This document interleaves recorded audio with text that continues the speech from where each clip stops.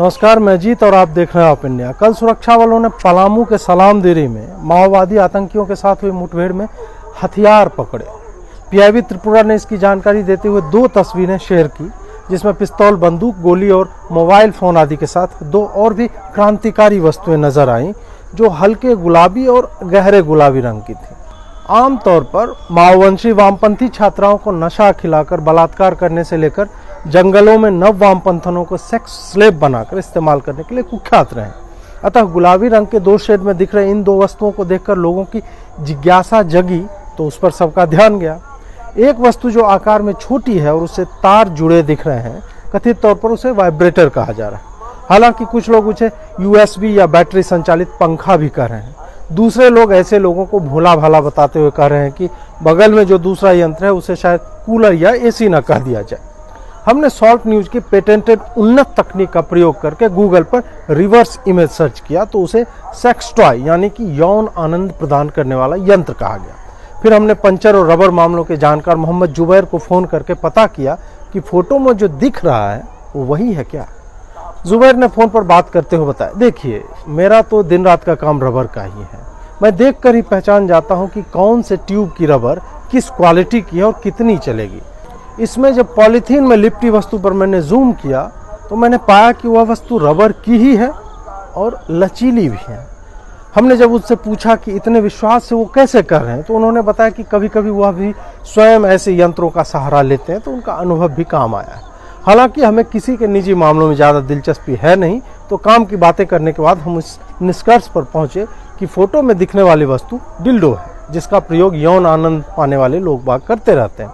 पिछले कुछ समय में वामपंथियों की विकृत काम वासना अपने ही विचारधारा की लड़कियों का बलात्कार करने से लेकर उन्हें जंगलों में सर्वहारा की लड़ाई के नाम पर सेक्स स्लेव बनाने की खबरों के रूप में सामने आती रही।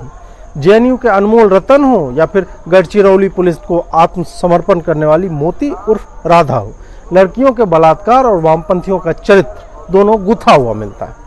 चाहे जलना जंगल जो बोकारो में है उसके संतोष मेहता हो, सपन तुडू हो, हजारीबाग इलाके के सुदर्शन और विनय हो, मनीष और करम हो, रांची के गुरुपीरा का कुंदन प्रधान हो, लखीसराय का सिद्धू कोड़ा हो, माओवादी नक्सली आतंकियों ने आदिवासी लड़कियों को, नाबालिग बच्चियों तक को, अपने काडर के निचले स्तर के कार्यकर्ताओं की पत्नियों तक का लगातार बलात्कार किया है और आवाज उठाने पे सबके सामने गला भी रहता है उनका। मंजे हुए वामपंथी अक्सर जेएनयू की पाठशाला में सेक्स पर आलेख लिखने से लेकर नई छात्राओं को इसके फायदे गिनाते हुए उसे शारीरिक स्वतंत्रता से जोड़कर पहले इन्हें बरगलाते हैं और फिर लगातार जंगलों में इनका शारीरिक शोषण होता रहता है। एक बहुत बड़े वामपंथी नेता बताते हैं, अमूमन सर्वहारा की क्रांति में लड़कियों का इतना ही महत्व है, लेकिन इतना ही का मतलब कम न समझे। जंगलों में भी शरीर की जरूरतें होती हैं। फांसीवादियों ने हमारी लड़ाई जो है लंबी कर दी, इसलिए हमें जंगल में भी कॉलेज जैसा माहौल चाहिए। क्रांति तो होती रहेगी, लेकिन माहौल में किसी भी तरह की कमी होने पर सीनियर नेता जो है दुखी हो जाते हैं। हमने एक नव वामपंथन को 150 फेसबुक शेयर का विश्वास दिलाया, तो उन्होंने कहा, मूल बात तो यह है कि ज्यों ही आप वामपंथी पार्टी की प्राथमिक सदस्यता लेती हैं या फिर फेसबुक पर मोदी को फांसीवादी कहकर नारी देह पर लंबे लेख लिखने लगती हैं, तभी से आपकी देह तो कम्यून की प्रॉपर्टी हो जाती है। जब देह ही आपकी नहीं रही तो फिर उससे मोह कैसा। उन्होंने आगे कहा, डिल्डो के मिलने से इतनी बात क्यों हो रही है? बवाल करना बैकवर्ड लोगों और ट्रोलों का कार्य है। क्या जंगल में शारीरिक भूख पेड़ों से मिटाई जाएगी? कुछ लोग यह भी मजे ले रहे हैं कि नक्सली मर्द आखिर डिल्डो से कर क्या रहे हैं। अरे भाई, उनका डिल्डो, उनका शरीर, उनकी क्रांति, उनकी इच्छा कि वो अपने किस हथियार का क्या प्रयोग करते हैं, यह किसी की निजी पसंद है। समाज या फांसीवादी सरकार यह तय नहीं करेगी कि कौन सा नक्सली किस वस्तु को कैसे प्रयोग में लाए। अब बात यह है कि जंगल के नक्सली डिल्डो से करते क्या। आमतौर पर इस खिलौने का प्रयोग स्त्रियों में ज्यादा देखा गया है, लेकिन माओवादियों से हुई मुठभेड़ में इसका मिलना बताता है कि बात गंभीर है। मैं तो ऐसे मामलों में खुली दृष्टि रखता हूँ, ओपन माइंडेड। अतः मैं इसे लिंग के दर्शन में नहीं बांधना चाहता, इसलिए मैंने डिल्डो मामलों के जानकार अनमोल वामरतन से बात करने की कोशिश की। हम सब जानते हैं कि जंगल से माओवादी कम होते जा रहे हैं। वामपंथनों की सप्लाई भी कम पड़ गई है, क्योंकि विश्वविद्यालयों में राष्ट्रवादी विचारधारा के सुसंस्कृत लोग पहुंच रहे हैं। सीडी देने के बहाने आप उन्हें बुला नहीं सकते, क्योंकि टॉरेंट पर सब कुछ उपलब्ध है। ऐसे में जब कोई सिद्धू कोड़ा, करमदा या कॉमरेड कुंदन हो, कॉमरेड सपन, ये सब कैंपस रिक्रूटमेंट हेतु कैंप लगाते हैं, तो वामपंथने उतनी संख्या में नहीं आती। जो आती हैं उनको सीनियर नेता अपना शिकार बना लेते हैं। ऐसे में जूनियरों में आंदोलन को लेकर एक उदासीनता दिखने लगती है। इसी को जागृत रखने के लिए, क्रांति की मशाल जलाए रखने के लिए ऐसे यंत्रों का सहारा लिया जाता है। अनमोल वामरतन ने ऐसा बताया। अब बात यह है कि डिल्डो का प्रयोग वामपंथनों की जगह वामपंथी क्रांतिकारी तो नहीं कर रहे। अनमोल बताते हैं, हाँ करते हैं। इसमें दिक्कत क्या है? जंगल में लोग एडवेंचरस हो ही जाते हैं। दूसरी बात, वामपंथी कौन सा विश्वविद्यालयों में पढ़ाई करते हैं कि उन्हें पता चले कि कौन सी चीज़ का क्या काम है। कई बार सीनियर नेता भी उन्हीं से अपनी दैहिक ज़रूरतें पूरी कर लेते हैं। तो उन्होंने भी सोचा कि क्रांति के मार्ग में डिल्डो भी अपनी जगह तो बना ही लेगा। अब हम जानना चाहते हैं कि इसका दूसरा पक्ष क्या है। जब हमने दूसरा पक्ष जानने की कोशिश की तो मुझे कपूरवानंद और फैजान भाई ही उचित लगे, क्योंकि ये लोग धरती पर दिखती हर चीज़ या चर्चित विषय पर जानकारी रखते हैं।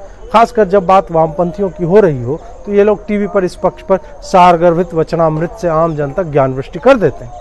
फ़ोन किया तो दोनों ने मेरा नाम सुनते ही भाग कहते हुए गरियाकर फ़ोन काट दिया। फिर मैंने नक्सली सेक्स मामलों के नए जानकार धैर्यकांत मिश्रा से बात की। उन्होंने 3 जॉइंट का पैसा लेने के बाद कहा, अजीत भारती जी, क्या एक नक्सली को शारीरिक सुख लेने का अधिकार नहीं है? आप भी तो अखंड सिंगल हैं, आपको तो कम अज़ कम उस नक्सली का दर्द समझ में आना चाहिए। लानत है महाराज, आप उस नक्सली के मनोविज्ञान को समझिए जो एक तरफ फांसीवादी सरकार से भी लड़ रहा है और दूसरी तरफ अपने शरीर को वो सुख भी दे रहा है जो उसका शरीर डिजर्व करता है। ये डिल्डो सिर्फ डिल्डो नहीं है, एक तमाचा है देश की मोदी सरकार पर जो अपने नक्सली नागरिकों को उसके सेक्सुअल राइट से कोसों दूर रखता है। क्या इस डिल्डो के मिल जाने के बाद हमें सरकार से सवाल नहीं पूछना चाहिए? जंगल में मंगल कहकर उपहास किया जा रहा है, एक डर का माहौल बनाया जा रहा है। मुझे तो डर है कि कल को अगर सीआरपीएफ को नकली हाथ मिल जाए तो लोग उसका भी मजाक उड़ाएंगे, लेकिन कोई भी एक नक्सली की पीड़ा को नहीं समझेगा। इस डिल्डो के मिलने के बाद मेरा दिल रुक रहा है, मैं सो नहीं पा रहा हूँ और एक नागरिक होने के कारण आपको भी नहीं सोना चाहिए। मुझे तो नींद नहीं आएगी क्योंकि मैं उस नक्सली की पीड़ा को अपनी पीड़ा से जोड़कर देख रहा हूँ कि कितनी मेहनत से उसने यह वस्तु किसी वामपंथन के बैग से टपाई होगी और अब वो भी पकड़ ली गई। आप यह सोचिए कि एक ही पकड़ी गई है, बंदूकें तो कई हैं। इसका मतलब यह है कि कई लोग एक ही से काम चला रहे थे। यहाँ कोई मनरेगा नहीं है, सबको इतने दिन संतुष्टि की गारंटी मिलेगी। सरकारों ने इस बुनियादी अधिकार के लिए कोई नीति नहीं बनाई, जो कि दुर्भाग्यपूर्ण है। 2014 से पहले ऐसा नहीं होता था। जंगल में पूरी व्यवस्था रहती थी, लेकिन इस सरकार ने अडानी अंबानी को सारे जंगल बेच दिए। कल को वहाँ नेचर फ्रेश का तेल मिल जाए तो ज़्यादा हैरानी नहीं मिली। आखिर क्या हो रहा है इस देश में? पवन सिंह ने एक बार एक गीत गाया था, ए राजा चला ना पिपरवा के तरवा, वही जे सारा काम हो जाए। लेकिन किसको पता था कि पिपरवा के तरवा फांसीवादी सरकार की दमनकारी पुलिस पहले से बैठी हुई। निंदनीय। चूंकि धैर्यकांत ने अखंड सिंगल वाली बात कहकर मेरी दुखती रग पर हाथ रख दिया तो मैंने उसकी पेमेंट काट ली और ज्वाइंट में मंगोलियाई घोड़े की लीद मिला दी। चंदन नाम के एक स्वघोषित संघी ट्रोल ने नाम छपवाने की शर्त पर कहा, मेरा नाम छापिएगा तभी बोलूँगा। आपने यह देखा कि डिल्डो जंगल में मिलने का मतलब क्या है? इसका सीधा मतलब है कि वामपंथी न तो क्रांति कर पा रहे हैं, न ही वामपंथनों को संतुष्ट कर पा रहे हैं। मैं ऊपर के लोगों की तरह यह बात मानने को तैयार नहीं हूँ कि पुरुष लोग इसका इस्तेमाल कर रहे होंगे। नहीं, इसका एक ही अर्थ है कि इस सरकार ने वामपंथियों का मनोबल ही नहीं पौरुष भी तोड़ दिया है। अब ऐसे टूटे हुए पौरुष वालों का जंगल के वीराने में वामपंथन क्या करेंगे?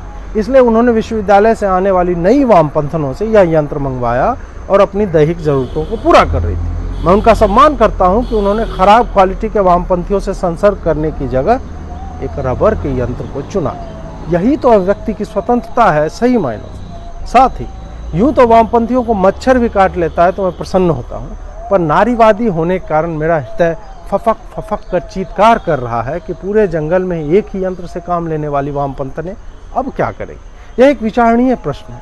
संभव है कि जेएनयू में इस पर एक सेमिनार आयोजित करवाया जाए और इसके समाधान पर प्रकाश डाला जाएगा। सीताराम केंचुली ने मोदी सरकार पर निशाना साधते हुए कहा, सरकार ने अपने विचारों से अलग के लोगों को नई तरह की हिंसा से दबाने की कोशिश की है। ठीक है, फंड के अभाव में हमारे कार्यकर्ता थोड़े कमज़ोर हो गए तो शारीरिक संतुष्टि के लिए ये सब उपाय किए जा रहे हैं। आप ही बताइए कि बंदूक पकड़ने का तो समझ में आता है, मोबाइल का भी समझ सकते हैं कि षड्यंत्र रचने में सहयोगी होता है, लेकिन एक अदर डिल्डो को पकड़कर इस फांसीवादी सरकार ने कौन सी बहादुरी दिखाई, बताइए मुझे। वहीं वरिष्ठ वामपंथन निंदा करेत ने केंचुली जी की बातों का समर्थन करते हुए कहा, आगे से हमारे काडरों को हाशमी दवाखाना और अलीगढ़ के हकीम अमजान से सर्टिफिकेट लेकर ही फील्ड में पोस्टिंग दी जाएगी। ये सब पकड़ा जाता है और फिर न्यूज़ बना दी जाती है तो कार्यकर्ताओं में हीन भाव आ जाता है। ज़रूरत पड़े तो रामदेव जी के योग के वीडियो भी दिखाए जाएंगे। क्रांति के मार्ग में मेन काम पर ही बाधा हो जाना इस तरह से हर तरह से गलत है। चुनाव जीते ना जीते, सरकारी कर्मचारियों के नरसंहार आदि के लिए तो काडर को मजबूत होना ही होगा। वहीं अंधकार करेत ने भी अपनी राय देते हुए मोदी सरकार को जमकर कोसा। मेरी तो उम्र नहीं रही कि ऐसी तस्वीरें देख सकूं, लेकिन मैं इतना अवश्य ही जानता हूं कि सरकार को समझना चाहिए कि विरोध अपनी जगह है और डिल्डो वाइब्रेटर तक पकड़कर प्रदर्शन करवा देना अलग। थोड़ा तो लिहाज करते हैं मोदी जी। वामपंथ तो संख्या बल में भी कमज़ोर है, अब आप हमें कितना कोने में ढकेलिएगा साहब। हाँ, हम वामपंथी सेक्सुअली कमज़ोर हैं, नहीं संतुष्ट कर पा रहे हैं वामपंथनों को। हो गए खुश, क्या मिल गया इससे? 2024 में 10 सीट और जीत जाओगे, लेकिन जिसका डिल्डो छिन गया है उसकी हाय जरूर लगेगी। करैत द्वय ने जिस तरह से अपनी बात कही, कई लोगों को शक हुआ कि कहीं इन्हीं का तो नहीं पकड़ लिया गया, लेकिन स्थानीय पुलिस ने कहा कि जांच चल रही है, कई लोगों के फिंगरप्रिंट पाए गए हैं, अतः सही मालिक तक पहुंचने में समय लगेगा। कुल मिलाकर बात यह है कि मैं जब वामपंथियों को कामपंथी कहा करता था तो उसका आधार उनके ही भागे हुए महिला काडरों द्वारा अपने सीनियर माओवादियों के हाथों सेक्स स्लेव बनकर बलात्कार और व्यवस्थित शारीरिक शोषण करने की खबरें हुआ करती थी। लेकिन पिस्तौल बंदूक के साथ दूसरे तरह की बंदूकों का मिलना बताता है कि क्रांति की राह में सर्वहारा कभी प्राथमिकता था ही नहीं। वामपंथी वस्तुतः सेक्स के भूखे, फ्रस्ट्रेटेड, बलात्कारी और स्त्रियों को वासना की वस्तु समझने वाले लोग हैं, जिनकी सारी क्रांति एक डिल्डो या फिर किसी आदिवासी लड़की की योनि में सिमटकर जबरन स्खलित हो जाती है। बहुत बहुत आभार आपका। नमस्कार।